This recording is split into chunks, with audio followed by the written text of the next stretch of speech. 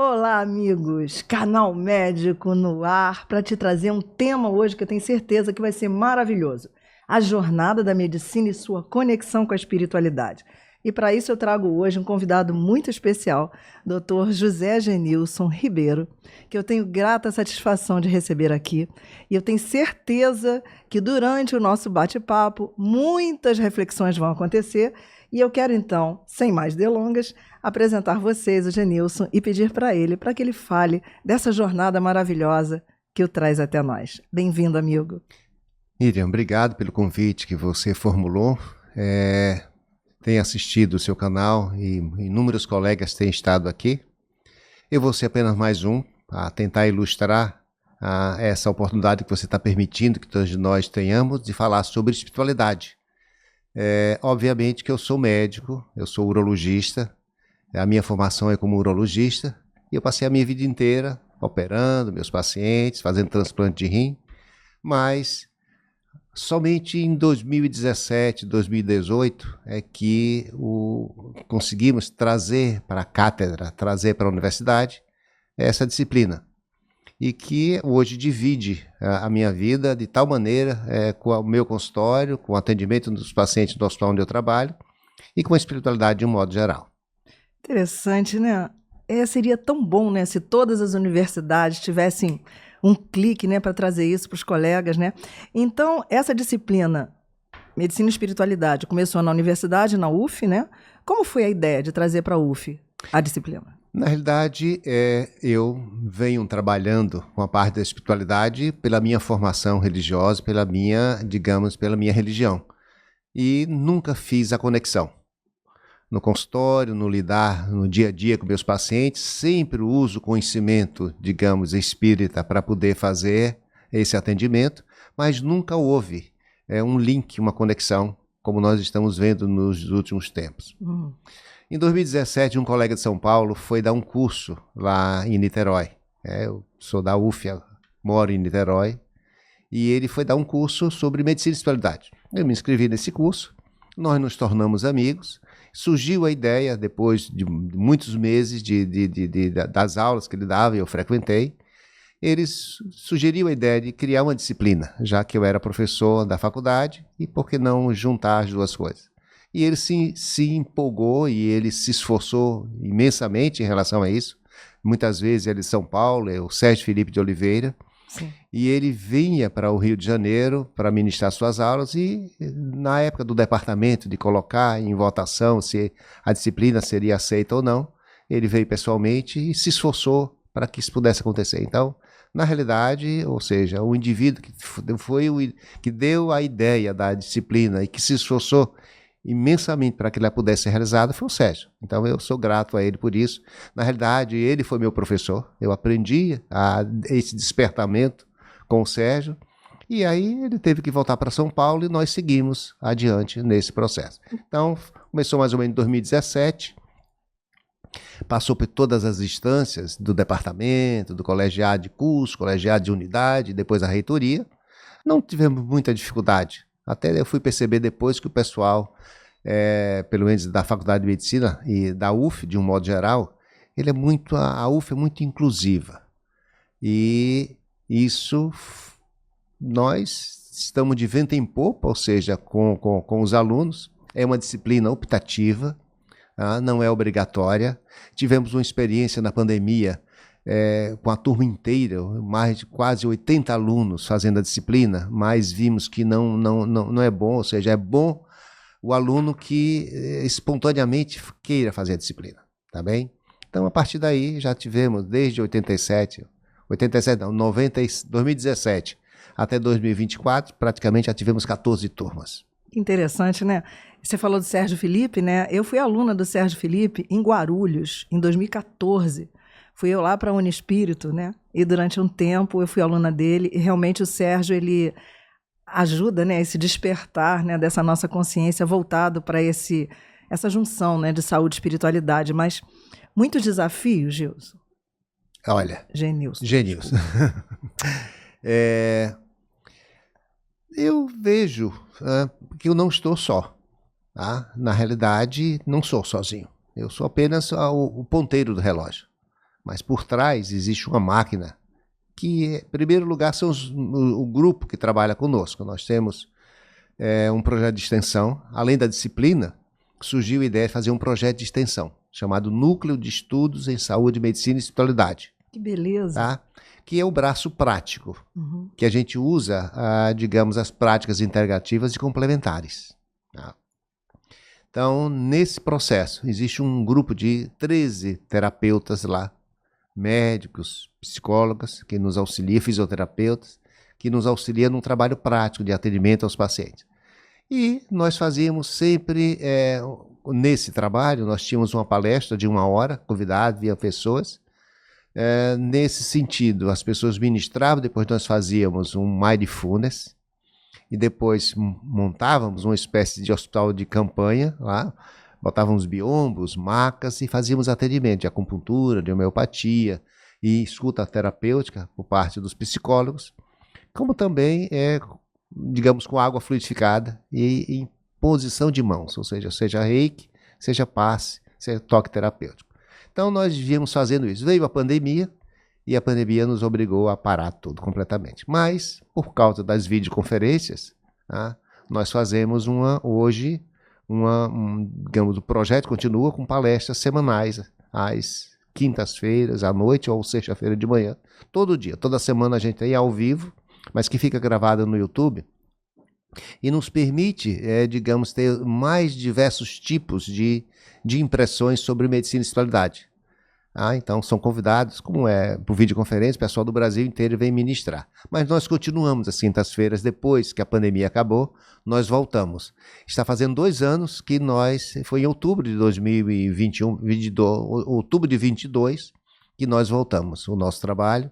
E nós atendemos pacientes com câncer, pacientes depressivos, pacientes com mais diversos tipos de patologia, geralmente doenças crônicas, incapacitantes. E atendemos lá. Isso nos permite ter esse braço, digamos, integrativo, para um projeto de extensão, fazer com que a gente possa integrar, ou seja, o ensino, a pesquisa e a extensão. Pesquisa nós não fazemos. As pessoas que pedem para fazer, digamos, queira fazer uma pós-graduação stricto sensu, nós matriculamos, pedimos que se matricule dentro da própria faculdade, mas que possa utilizar a ferramenta da espiritualidade para fazer as suas defesas de tese. E esse seu interesse de você abordar a espiritualidade na sua prática, né? Tem alguma coisa, alguma sementinha bem lá atrás, antes dessa história sua com o Sérgio? É isso que eu estou dizendo. Eu sou espírita de formação. Eu acho que quando eu conheci a doutrina espírita, conheci desde adolescente, assim, mas quando eu tinha em torno de 28 anos de idade, eu fui convidado. Minha mulher tinha uma colega de plantão, minha mulher é anestesista, e ela tinha um colega que a mãe tinha um centro espírita em Botafogo. Aí disse, vocês vão lá que eu conhecer. Aí eu disse, tudo bem. Aí eu fui conhecer e aquilo mexeu com você. Tive uma epifania e desde então, isso tem 39 anos de idade. Há 39 anos. Então eu frequento ininterruptamente. Ininterruptamente porque nós tivemos um período que o centro teve que ir abaixo por causa do metrô de Botafogo e tinha que fazer o rabicho do metrô, tinha que ter uma obra. E aí o centro foi demolido, mas 1 ano depois, na Rua da Passagem, uma casa exatamente igual ao centro que foi demolido, parece que foi o mesmo engenheiro, porque é exatamente igual, foi construído na Rua da Passagem. E aí eu voltei. Então foi nesse período, foi um período que eu ganhei uma bolsa para ir para a França, para o Hospital Necker, e eu fiquei em Paris durante esse ano, e foi quando eu voltei, o centro voltou às atividades. Então praticamente eu não perdi nada, né? Que legal! E isso norteou a minha vida. Eu digo que antes e depois da doutrina espírita é a minha vida. Pode ser antes e depois. Então foi algo marcante e que eu vivencio em toda a sua plenitude até os dias de hoje. Interessante, né?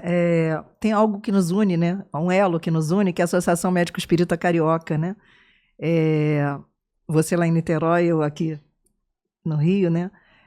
A AME também, a AME Carioca, né? Ela também une, né, vários profissionais da área de saúde, e a gente acaba que a gente se encontra nos congressos e tudo mais, e é muito legal, né?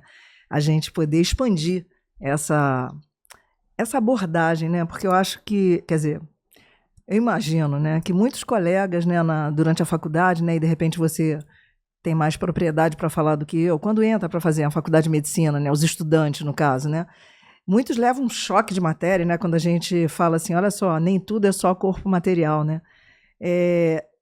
Em relação à cadeira de espiritualidade dentro da UF, né, quais são as atividades práticas que você vê que mais você observa que há necessidade de passar essa informação para o aluno, né? Eu não sei se são só estudantes de medicina. Não. Nós começamos com estudante de medicina. E muitos são movidos por curiosidade. O que é disciplina? O que é essa medicina e espiritualidade? Quer dizer, muitas vezes a espiritualidade tem uma falsa ideia de que tem alguma coisa a ver com o espiritismo. E a gente desmistifica já isso, já que a universidade é laica, e nós falamos sobre espiritualidade. Diferente de religiosidade, que é ou seja, tem rituais, tem paramentos, tem toda uma hierarquia, e a espiritualidade não. É uma ideia do indivíduo sozinho, com o sagrado, com a transcendência, é um sentido. Então, eu acredito que a espiritualidade seja muito mais abrangente. E eu digo isso sempre aos alunos. Então, como é que eu faço, digamos assim, a ementa da disciplina? São 15 horas, 30 créditos, ou seja, são 30 em 15 encontros de 2 horas. Nos primeiros 9 encontros, eu faço uma base. Falo sobre a compreensão espiritual do processo de adoecimento, digamos, a jornada da medicina em relação à espiritualidade. Eu dou conceitos básicos para ele. Depois eu vou preenchendo, quando chega mais ou menos no 9º, eu inverto. São eles que vão dar as aulas. Então nós usamos um opúsculo do médico chamado Harold Koenig, que é que tem mais experiência no mundo em relação à medicina e espiritualidade. Tem vários livros publicados. E eu coloco temas para que eles possam ministrar. E eu acho interessante porque aí é que realmente eles vão procurar, vão pesquisar e vão ministrar o seminário. Então, as 6 últimas aulas são aulas que os alunos ministram. Então, nesse processo é interessante, porque eu comecei com alunos de medicina. E aí começou a bater a porta, vamos dizer assim. Perdão. Não literalmente, mas metaforicamente, começaram a mandar e-mails para mim, e-mails para o departamento, de alunos de outros cursos que gostariam de participar, de fazer a disciplina. E aí eu fui do quadro de horários lá da universidade e fui acrescentando. Hoje nós temos 13 cursos. Nós temos medicina, enfermagem, odontologia, psicologia, serviço social, segurança. Nós temos alunos de ambientalistas e nós temos agora, eu achei interessante, tem 2 alunos de arquitetura. E na semana passada eu digo, o que vocês estão fazendo aqui? Não, porque nós estamos curiosos para saber como digamos assim, medicina e espiritualidade, porque nós queremos fazer uma arquitetura voltada para a saúde, para a área médica. E já tem essa ideia de humanização da arquitetura nos hospitais, em relação a conceitos bem humanistas. É muito interessante. Olha, que coisa interessante. Muito. E aí eu tenho que sempre falo de medicina, eu começo a me disciplinar em relação à saúde. Eu começo a ampliar um pouco mais, porque aí abrange o pessoal da enfermagem, da odontologia, da psicologia, quando eu falo de saúde. Nossa, isso é fundamental nos dias de hoje, né? Ainda nenhum professor, nenhum educador ainda não se uniu a esse grupo, desses 13 que você falou? Dos outros cursos? Não, nós temos colegas médicos que trabalham no nosso projeto de extensão, tá? Mas que ministram aula de tempos em tempos. Sei. Tá? Eu estou até ficando preocupado, e se eu morrer? Como é que vai ser? Eu já cheguei para uma professora lá, uma colega minha, que dá aula também, eu digo, olha, a gente tem que fazer alguma coisa para que você possa participar mais. Caso aconteça alguma coisa, não pode, tem que sempre mais. E eu não sou o dono da verdade, não é verdade? Então, eu preciso dividir com as outras pessoas. E você falou que você é uro, né? Há 35 anos você também falou de transplante renal, né? E que lições que a gente pode aprender agora, né, com você, com esse outro trajeto, né? Em relação a isso. O transplante sempre me deixou assim meio curioso em relação, porque são pessoas muito sofridas. Tem determinadas doenças, como a doença renal policística, o indivíduo desenvolve múltiplos cistos enormes, é uma doença autossômica, transmitida genética. O filho sabe que mais cedo ou mais tarde vai entrar em insuficiência renal. Ele se prepara porque vê os pais fazendo hemodiálise. Mas, de um modo geral, tem outros tipos de doenças que causam doença renal crônica. E eu vejo as pessoas fazendo hemodiálise 3 a 4 vezes por semana, naquele sofrimento. E muitas vezes eu me interroguei. O que terá feito essa pessoa, já que eu uso os meus princípios, né, de lei de causa e efeito, os princípios que eu adoto em relação ao espiritismo? O que terá feito essa pessoa para passar por tamanha experiência? Muitas vezes a gente opera os pacientes, opera uma, duas, quando faz o transplante, aí tem fístula urinária, tem complicações, nós operamos 2, 3 vezes. Não é o trivial, não é o comum, mas pode acontecer. Então são pessoas muito sofridas. E eu me interroguei, meu Deus, o que terá feito essas pessoas passar por tamanha sofrimento e dificuldade? Certa vez eu estava num congresso espírita, numa palestra espírita, e estava o Divaldo Pereira Franco lá. E Divaldo, pela obra que ele tem, pelo trabalho imenso com os livros, com a obra social que ele apresenta, e é um indivíduo, digamos assim, que a gente tem, ele tem um indivíduo confiável, altamente confiável. E eu me interroguei. Perguntei para ele no momento em que ele foi autografar um livro, e eu fiz uma pergunta para ele. Do ponto de vista da lei de causa e efeito, o que terá feito esse indivíduo que passa por insuficiência renal crônica, é obrigado muitas vezes a ter esse sofrimento? Ele geralmente são pessoas que se suicidaram por envenenamento. Tomaram veneno, ou seja, hoje talvez não seja mais possível, mas no passado, hoje a gente consegue recuperar essas pessoas. Mas antigamente morriam, tomavam veneno e morriam. E eu achei incrível isso, porque é um resgate que essas pessoas estão passando por esse sofrimento. E tem me ajudado imensamente no meu trabalho, essa concepção de espiritualidade quando eu atendo esses pacientes. Você acha que isso é um resgate só dele ou da família, todo mundo junto? Não, é o grupo. O grupo está presente. Ou seja, o indivíduo que passa pelo sofrimento da doença renal crônica, de uma maneira ou de outra, os familiares passam por isso. Mas o resgate é mais dele próprio mesmo. É tanto que, ou seja, muitas vezes se suicida. Quando um suicida, ele interfere na família de uma maneira importante. Ou seja, ninguém passa incólume por um programa kármico que o indivíduo tem e que acaba deixando para lado, ele influencia todas aquelas pessoas que estão envolvidas com ele. E assim, pela sua experiência, né, essas pessoas que passam por esse processo que você está falando aí, né, está me vendo na cabeça aqui agora, né, essa pergunta. Muitos deles se transformam depois disso tudo, têm uma compreensão espiritual a respeito do que está acontecendo com ele, né, comparado com a doença, né, com o processo de saúde e doença do rim, né, eles se modificam? Você percebe que há alguma... Entende o que eu estou querendo dizer? Eu entendo o que quer dizer. Ou seja, o ideal seria que nós nos transformemos, Sim. nos transformássemos pelo amor. Sim. Mas às vezes o látego, o chicote, né, a dor, obriga a fazer isso.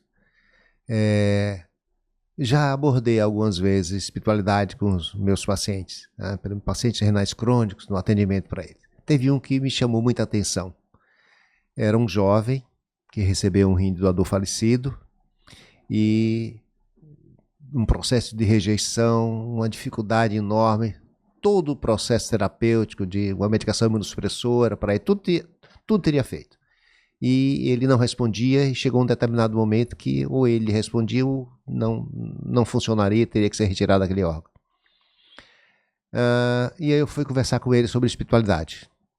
E me marcou muito porque foi algo assim que chamou muita atenção, porque essa mudança interior que ele fez, esse chamado, a gente chama de coping, um enfrentamento, a força interior que todos nós temos, ele buscou essa força e ele fez um esforço imenso e no último momento, quando ia fazer uma biópsia renal para saber se decidisse aquele órgão seria abandonado a imunossupressão ou não, ele deu um up.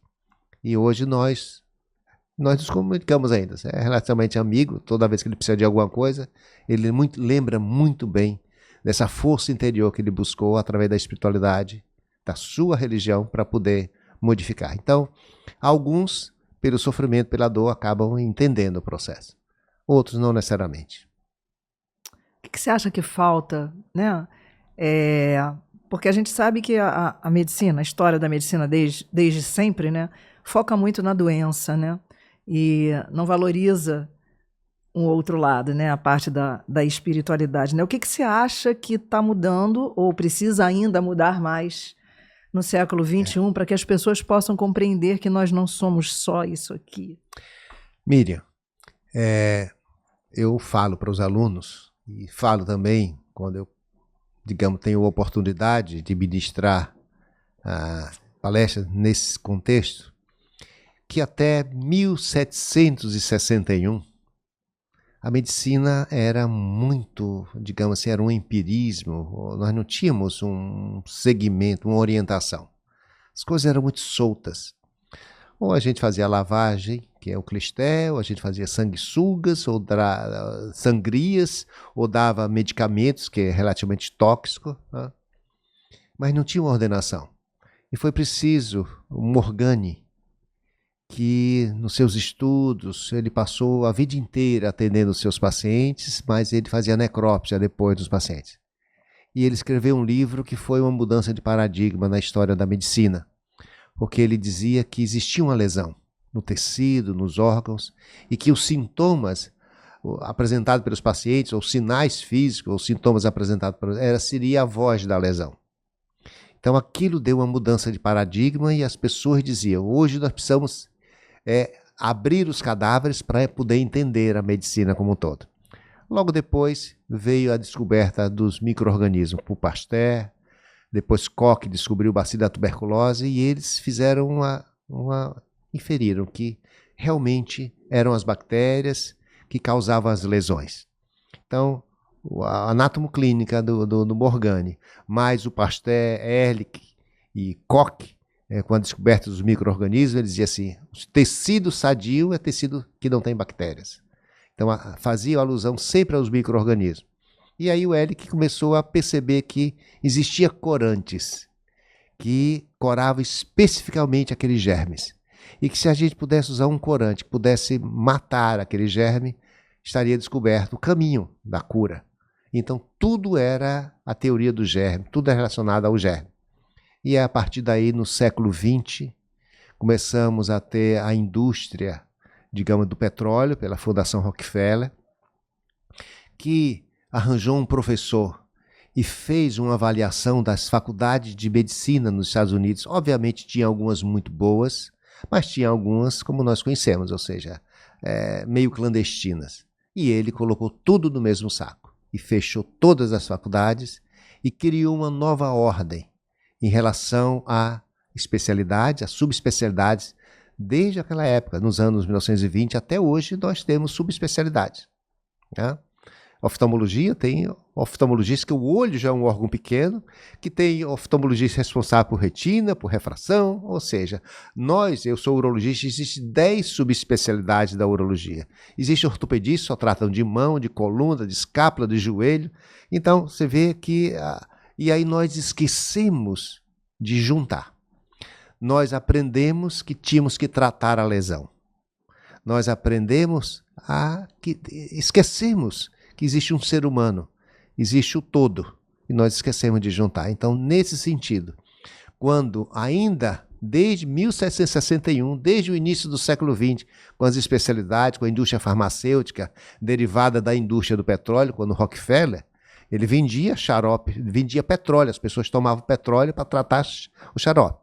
E a partir daí veio a indústria farmacêutica de tal maneira, na Europa, a iPharma lá, que é muito potente, e hoje em dia nós temos um peso gigantesco. Você é homeopata e você sabe o lobby da indústria farmacêutica que não quer curar, quer tratar. Vender remédio. E vender remédio. Não, quer tratar, quer vender remédio. Não tem uma preocupação. Tanto faz digamos assim, um lobby em sentido contrário em relação à homeopatia, você sabe muito bem disso. Mas a grande preocupação é que, na realidade, nós, estudantes de medicina, nós, como médicos agora e professores, nós ensinamos os alunos a tratar a doença. E isso está mudando um pouco. Está mudando muito dos anos 2000 para cá, tá? Mostrando que o conceito de espiritualidade, de religiosidade, de saúde está se modificando, tá? Eu até pensei, até compartilhei com você, que talvez estivesse no contexto, de colocar algumas estatísticas em relação a isso. Se puder, se o pessoal puder, se o pessoal pudesse. Vocês podem, por gentileza, passar aqui o que ele trouxe para nós, por favor? Sua foto ali tá diferente de hoje, hein, querido? Depois eu vou voltar, mas não tem muito tempo não essa foto, sabe? Tem uns 2 anos essa foto. Olha só ele, tá? Aquela foto que passou antes lá, é ele mesmo, tá? Mas vamos lá, então. Pode passar o primeiro, por gentileza. O próximo aí agora. Passo aí. Isso, olha aí. Então, se nós, hoje em dia, formos no NIH, ou seja, na Biblioteca Nacional Americana, que tem o PubMed, que é o maior site de pesquisa científica do mundo, e se nós colocarmos sobre espiritualidade, nós vamos observar que existe somente espiritualidade. Desde que foi publicado pela primeira vez, em 1850, até hoje, 2024, existe 28 mil, em torno de 886 artigos científicos sobre espiritualidade. Agora, eu preparei isso no dia 30, agora que eu tinha que dar uma aula para os alunos, tinha que mostrar isso. Próximo agora. Quando eu coloco espiritualidade, nos últimos, ou seja, eu fiz um filtro de 1º de janeiro de 2000 até 30 de setembro de 2024, desses, volta um pouquinho, é 28 mil, né? Volta mais um, 28 mil artigos. Desde a história da medicina até hoje, conhecida, nossa, de 1850 para cá, tem 28 mil artigos. Agora o próximo, desses 28 mil, 26 mil veio dos últimos 24 anos. 26 mil artigos sobre espiritualidade. Vamos manter esse raciocínio. Próximo agora. Quando nós colocamos religião, existe 80 mil artigos sobre religião já publicados lá no PubMed. Próximo. Quando nós fazemos um filtro de janeiro de 2000 até 30 de setembro de 24, desses 80 mil, 52 mil artigos sobre religião e ciência vem nos últimos 24 anos. Agora, se nós cruzarmos, próximo, por favor. Saúde e espiritualidade, ou espiritualidade e saúde. Cruzarmos os dois, existe 19 mil artigos. Agora, próximo, agora desses 19 mil, 18 mil são nos últimos 24 anos. Então, é um movimento de humanização da medicina, de uma preocupação em ver o paciente de uma maneira integral no seu binômio biopsíquico sócio-espiritual, e não apenas a doença em si. O componente domínio espiritual é muito importante. A Organização Mundial de Saúde ainda não considera oficialmente. Saúde é um bem-estar físico, psíquico, social. E o espiritual ainda não colocou oficialmente. Mas, no RUCOL 100, ou seja, o questionário de qualidade de vida, que é o pleno da Organização Mundial de Saúde, existe o domínio espiritual também que ele coloca. Então, já estamos numa fase em que a Organização Mundial de Saúde considera o domínio espiritual, mas que oficialmente ainda não determinou isso. Seria tão importante, né, que as pessoas, de um modo geral, que não tivessem só ligadas às universidades, né, pudessem captar um pouco disso, né, de que a ciência está avançando em algumas áreas, né, junto com a espiritualidade, né, e que existe uma preocupação atualmente em poder olhar a pessoa de uma forma integral, né, e não olhar apenas as partes, as doenças, né, como sendo representantes. Né? Eu acho que o movimento Miriam é muito maior do que na ciência, do que na medicina. Obviamente que a psiquiatria já tem dentro da sociedade de psiquiatria, já tem um departamento de espiritualidade, como também de cardiologia, já tem um DENCA, Sim. Departamento de Cardiologia, de Medicina e Espiritualidade da Sociedade Brasileira de Cardiologia. Mas eu vejo um movimento universal. Falo do Brasil porque em outros locais também já existe isso. Existem outras universidades que já tratam da espiritualidade na medicina. Mas o ano passado, para você ter uma ideia, eu fui convidado para fazer uma palestra para juízes e desembargadores do estado de Rondônia sobre espiritualidade. Eu achei muito interessante porque foi um movimento que eu acho que no ser humano como um todo, na espécie humana, todas as atividades humanas, espiritualidade e economia, espiritualidade e política. Como nós precisamos de humanismo e de espiritualidade nos políticos, de um modo geral, do nosso país, não é? Os CEOs de grandes organizações.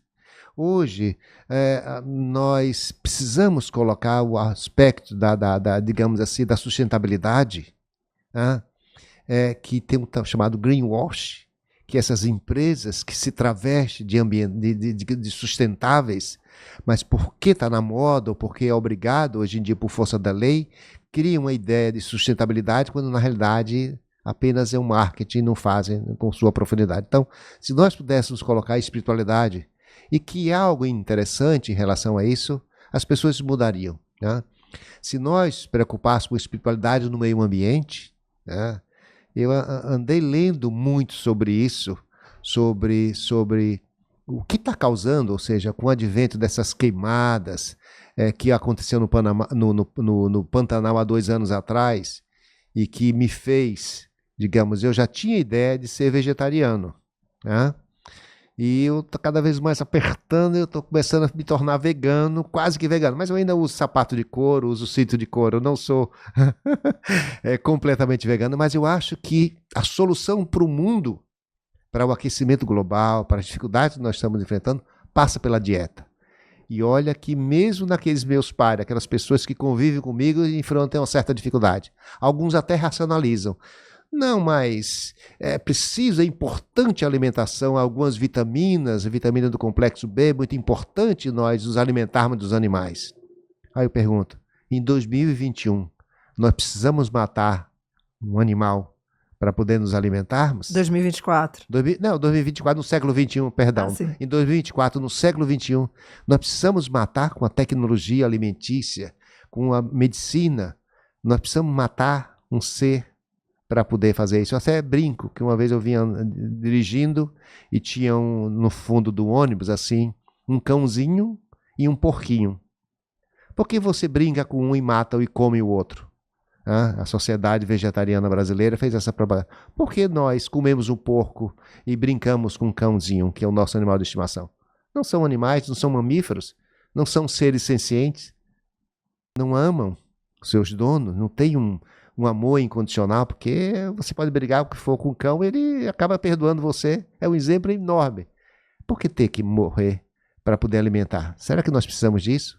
E nesse cortejo de grandes dificuldades ambientais que nós estamos passando, ou seja, alimentação carnívora, a alimentação não vegetariana é uma das maiores causas, é a maior causa, se não a maior causa de aquecimento global no mundo. As florestas sendo derrubadas para ampliar os pastos, digamos assim, monoculturas como soja e milho para alimentar o gado, a quantidade de água que um bezerro, até chegar ao tempo de corte, ele se alimenta, a ração que ele come. Será que não seria interessante desviarmos esse processo, essa alimentação, esses vegetais para alimentar a população humana e não cultivar a pecuária dessa maneira? Nós estamos invadindo as florestas, as viroses que nós estamos encontrando agora atingindo o ser humano. Nós sempre vivemos ontem um furacão enorme, o Milton lá na Califórnia, em Miami, na Flórida.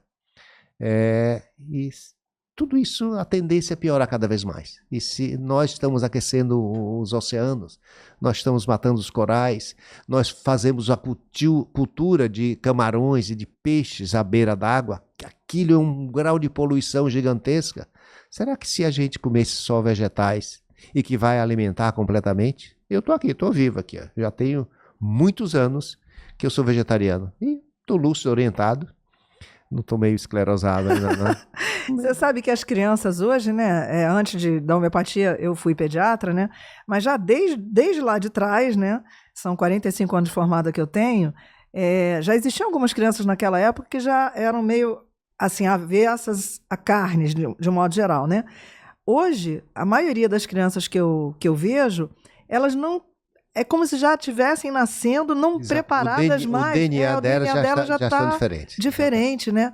E a gente continua errando, Porque, na verdade, a gente quer colocar aquilo que passaram para a gente, o que a nossa geração passou, para a gente repetir para essas crianças. A gente não está entendendo ou não está querendo entender que está na hora da gente aprender com eles. Por que que você não quer? E tem crianças que falam exatamente o que você fala, a criança fala para você sobre essa falta de necessidade de acabar com o animal sem respeitar, né, que são seres vivos como nós, né? Então você ouve uma criança de pequenininha falando do animal, né, e até com compaixão, não pena. Exatamente. Né? A inriça, né, que sobre a compaixão dos animais. Exatamente. Então acho que a gente tem que aprender com eles mesmo, né? Eu vi que você tem um canal no YouTube também, né? Como é que foi que surgiu essa oportunidade de você ter um canal no YouTube não monetizado para conversar exatamente sobre medicina, saúde, espiritualidade, enfim? O que você pensou? É um projeto de extensão, ou seja, a universidade tem um tripé: ensino, pesquisa e extensão. Depois do ensino, da formação da disciplina, nós abrimos um braço, chamado um braço prático, que eu já citei anteriormente aqui, que nós fazemos acupuntura, homeopatia, imposição de mãos, reiki, né, e que tratamos os pacientes. E sempre precede esse tipo de trabalho com uma palestra. Então, você fazer uma palestra sobre espiritualidade. Né? Então, nesse sentido, estava funcionando normalmente, até que veio a pandemia e nós fomos obrigados a fechar, mas ficamos assim, queremos continuar fazendo alguma coisa. E aí surgiu a ideia de, através de um canal de videoconferências, a gente manter as palestras, porque era uma chama acesa, um archote nessa escuridão aí, que o mundo precisa ter de falar sobre espiritualidade. E aí continuamos. Veio a pandemia, acabou a pandemia e nós continuamos. Como a universidade é laica, como a universidade é pública e gratuita, nós não achamos eticamente fazer um canal monetizado. Obviamente que se fosse monetizado, ele ampliaria mais para um número muito maior de pessoas. Mas nós achamos que isso vai se dar com o tempo. As palestras ficam gravadas no YouTube, já tem em torno de 208 ou 210 palestras, que são palestras semanais, e serve como meio de conteúdo para que os alunos possam, digamos, a gente tem algum assunto que discute, por exemplo, experiência de quase morte, por exemplo. É um assunto em pauta. Como é que a gente vai falar sobre saúde e espiritualidade para os alunos se a gente não coloca um fenômeno gigantesco, imenso que está acontecendo nos dias atuais, se a gente não fala a sua experiência de quase morte? Então, essa experiência prática nossa, ou seja, de atendimento aos pacientes, é que surgiu a ideia de um canal. Eu até pediria ao pessoal do podcast, do videocast aí, que estão nos bastidores, para mostrar algumas coisas. Mostra um trabalho, o trabalho que nós fazemos lá, algumas imagens que eu trouxe. Tá? Isso aí. Só queria mostrar para vocês o seguinte, que existe base científica para a espiritualidade, quando a gente fala, né, na prática clínica, sim. Vários jornais do mundo inteiro têm publicado, né, jornais sérios, revistas sérias, têm publicado. Próximo, por favor. Vários centros universitários pesquisam o tema da espiritualidade, né, nos Estados Unidos, na Europa. Isso é muito. Existe uma universidade de Duke, por exemplo, nos Estados Unidos, do qual Harold Kane faz parte. A Universidade de Virgínia, que é a universidade que mais estuda experiência de quase morte no mundo. Né? Próximo, por favor. No Brasil inteiro, vários centros de pesquisa falam, isso aí eu tirei da internet, porque isso já está muito mais avançado do que nos dias de hoje. Próximo agora. E aí, esse é o nosso trabalho. Vai ser uma sala de aula pequena. Nós fazíamos no anfiteatro lá, mas o anfiteatro era muito requisitado e às vezes tinha requisitos, digamos, solicitações por parte da direção do hospital. Num dia que nós fazíamos a atividade, sabe de uma coisa? Vamos arranjar uma sala pequena em que a gente concentra a nossa atividade e fica só lá. Então, é uma sala de aula em que existem palestras, pacientes e terapeutas todos misturados, associados. Próximo, por favor. Aí depois da palestra, depois do mindfulness, todo mundo sai, vai para uma ala que tem ao lado, uma sala do lado. Sala não, é um espaço em que nós temos uma mesa e nós começamos a fazer um coffee break. No coffee break é terapêutico, já faz de propósito, porque em que um terapeuta começa a ter ombro a ombro, conversar com intimidade com os pacientes. Isso é muito bom. Colocar suas dificuldades, seus problemas médicos, que talvez de outra maneira publicamente não colocasse. E aí, enquanto ele sai, nós colocamos biombos na sala, também diminuímos a luz, próximo agora. E aí, atrás do biombo, nós colocamos 2 macas em que é feita a acupuntura para os pacientes, ou imposição de mãos, o reiki, ou, digamos, um passe magnético, um passe terapêutico, um toque terapêutico. Que maravilhoso, eu estou arrepiada aqui. Então, essa imagem, nós colocamos, sempre fazemos uma projeção de uma imagem de um Cristo recolhido em oração, isso é para nos inspirar. Colocamos uma luzinha azul para arrefecer um pouco o ambiente, como na luz vermelha no Frei Luiz fazia, né? Obviamente que os terapeutas que estão do outro lado lá conversando precisam escrever alguma coisa, a gente tem um prontuário específico para isso, mas o pessoal fica fazendo a imposição de mãos ou reiki. Né? Próximo. E aí a acupuntura, nós fazemos eletroacupuntura, nós não, a Leila, né? O grupo faz a acupuntura convencional e a eletroacupuntura, esse é um aparelhinho que está usando para poder fazer a eletroestimulação. Tá bom? Próximo. Ok. E esse é o lanche que a gente faz um congraçamento com todo mundo, com os pacientes e os terapeutas, de uma maneira harmônica, porque isso é muito terapêutico, isso aí é muito, digamos assim, muito importante. Conheço pessoas ali. Conhece. O mundo é muito pequeno, né? Pequeno, mas eu conheço exatamente. Pessoas. Pelo menos 2 ali você conhece. Com certeza, com certeza. Nossa, eu tô muito feliz de ver esse trabalho. Eu não sabia da extensão, eu sabia que existia, mas não sabia da extensão desse trabalho. E eu tenho certeza que o feedback dos alunos, né, dos pacientes, né, deve ser assim maravilhoso, né? Você tem algum exemplo de algum paciente que tenha marcado para você? Olha, nós temos um questionário de qualidade de vida que a gente coloca, um termo de consentimento livre esclarecido, nós temos uma avaliação espiritual que nós fazemos, até para motivo de estudos depois. E as pessoas disseram, eu não quero sair daqui. Nós começamos com um trabalho que, isso foi lá em 2017, uma fundação pediu à Pró-Reitoria de Extensão um trabalho de extensão sobre saúde e espiritualidade. Aí 2 alunos vieram conversar comigo. Professor, tem um trabalho sobre um projeto de extensão, o senhor não quer participar? Eram 2 alunos pobres e recebiam uma bolsa. Aí eu digo, meu Deus do céu, vocês estão me pedindo? Eu não vou recusar uma coisa dessa. E disse, como é que eu começo esse trabalho de extensão? Só existe, precisaria de uma continuidade de atendimento aos pacientes. Tem 2 tipos de pacientes aqui. O renal crônico, que é os meus pacientes que eu transplanto, que precisa de medicação imunossupressora o resto da vida, todo mês ele vai pegar medicação, ou paciente com câncer de próstata já metastático, que precisaria da medicação também, chamado hormonioterapia. E ele vai todo mês lá pegar a medicação. Então, seria uma forma de manter esse paciente junto. E aí eu meditei, digo, não, o renal crônico eu vou ter que precisar da nefrologia, tem que envolver a nefro. O câncer de próstata, só vai depender de mim. E aí eu decidi fazer um trabalho integrativo com os pacientes de câncer de próstata, que duraria 3 meses. E aí os pacientes foram requisitados, tinham muitos pacientes, mais ou menos nesse estilo, só que o projeto acabou e eles não quiseram ir embora. Quiseram continuar. Aí nós continuamos até a pandemia, quando acabou. E aí voltamos em 2022, e esse é o grupo agora, e nós já abrimos para outros tipos de tratamento. Né? Não só homens, mulheres de câncer de próstata, mas pessoas de câncer de um modo geral. Então, eu sou suspeito para falar, mas eu sei que as pessoas estão felizes. Entendeu? E aí um paciente disse, olha, eu estou trazendo aqui a minha irmã, eu estou trazendo meu parente. Tá bom, tudo bem. Aí nós fazemos uma entrevista, fazemos uma avaliação, fazendo toda essa avaliação prévia que constitui, e as pessoas se matriculam. Se alguém que for ouvir, né, o nosso bate-papo aqui, quiser entrar em contato para saber como é que é. Sim. Fala contato. Eu posso colocar meu e-mail, genilsonribeiro@gmail.com. Entre em contato por e-mail. Tá. Da última vez que eu fiz isso, nós estávamos num seminário, logo no início, né? No início, Sempre antes da disciplina começar, nós fazíamos um simpósio.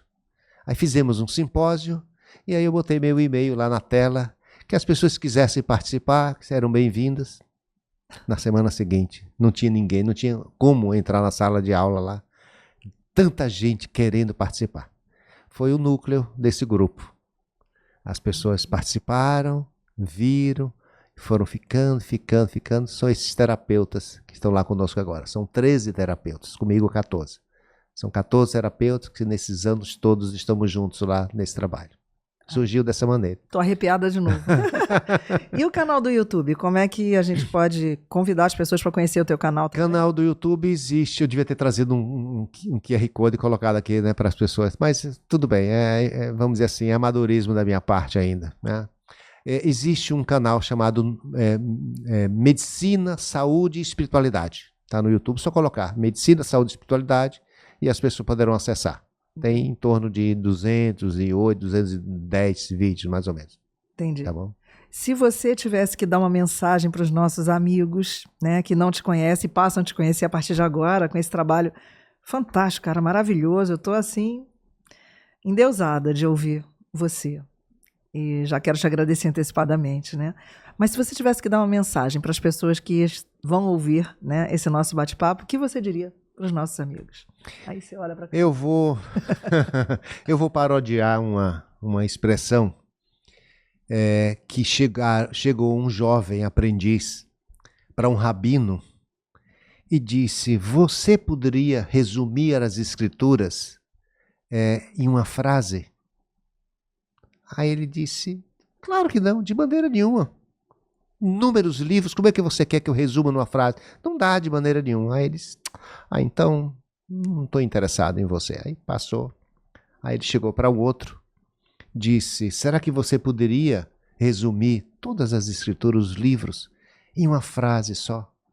Ser conciso? Aí ele disse: claro. Ame. Todos os livros, todo o trabalho, todas as religiões ensinam o ser humano a crescer em conhecimento, ensina a crescer em moralidade.